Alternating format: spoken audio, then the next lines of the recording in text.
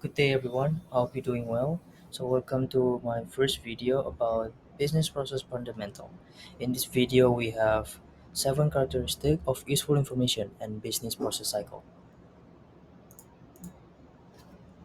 So, what are the seven characteristics that make information useful? Let's go to the first one. First is relevance.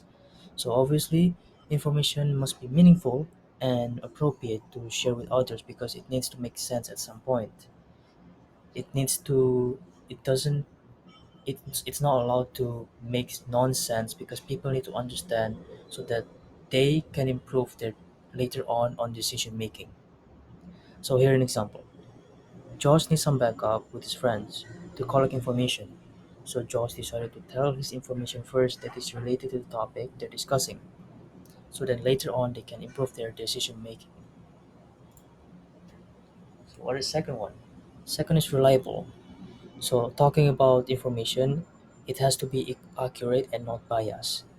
So when you gather the information, you have to check if it's you have to trust the information first and yeah, take it later on. So here an example, let's say that when asking one of the employees at the shopping store about how much is the product, they need to answer precisely to the customer according to the product of how much is it to gain trust.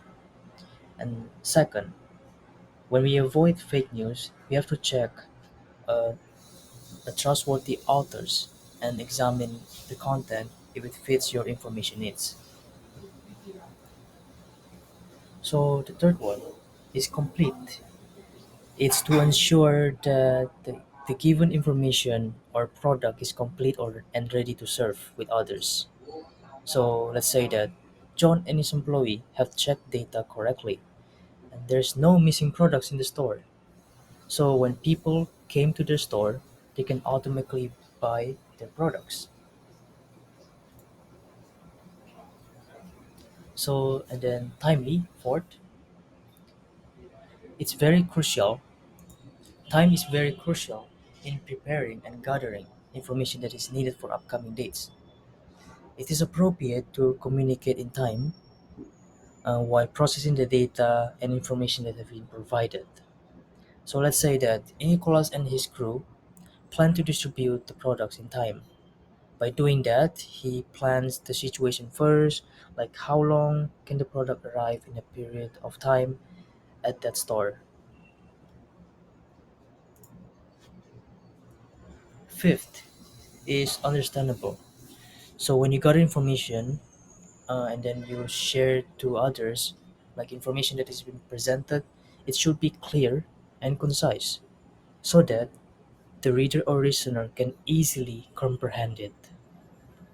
An example would be Andrew wants to buy a laptop through online shopping. He then decided to read the product description, like the specs he needed to like how many the GB is, how many the store, in order to understand more before purchasing it. And then later on he can know how to use it in the future. Six is verifiable. Two or more people that agree to both information which leads to same conclusion. Let's say that here you can see the picture people on a meeting.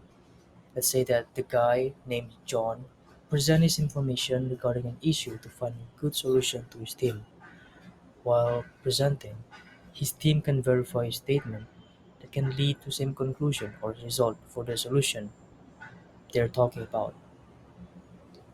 And last but not least, we have accessible.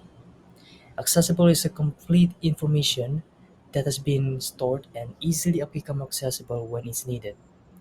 Let's say that if the product are not available yet when users need it on that time, then it would not be accessible for everyone.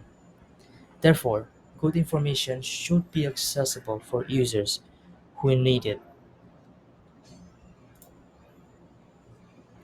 And move on, we have business process cycle. So what are the business process cycle? First, we have revenue cycle. It is a process where customers exchange for cash to receive products or services. So, an example, a cashier scan. Usually, we see the cashier, they scan how many products to the customer confirms to purchase, and then the customer follows any payment method like credit card or by cash. Second, we have expenditure cycle. It is the process to order or request goods and services from other employees and receiving these items for sales. In addition, it focuses on getting raw materials, finished goods, and other supplies that is needed. An example would be Alfamart store that needs backup with adding more products. They basically get the receipt from the supplier that includes the item, and then they pay the payment to the supplier, basically like that. And third is the production cycle. It's a process of converting raw materials into finished products.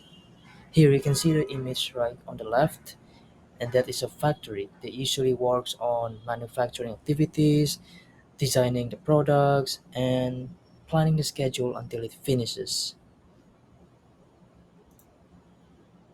And fourth is the payroll cycle.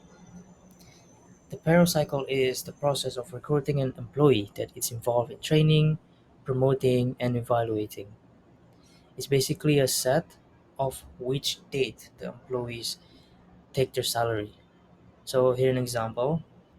When an employee works every week in that company, they need to record their time and how many activities have they done, and then get paid later on at the given date by the manager or their boss basically. And last is financing cycle. It is the process of transactions from investors and creditors that are recorded, and borrowing money as well as raising money. So here an example you can see on the picture on the left, it that there is an accountant that works in a company. An accountant needs to list down productive assets and then report it to owners and creditors on how it is being used. And that's basically it. Thank you for watching and listening.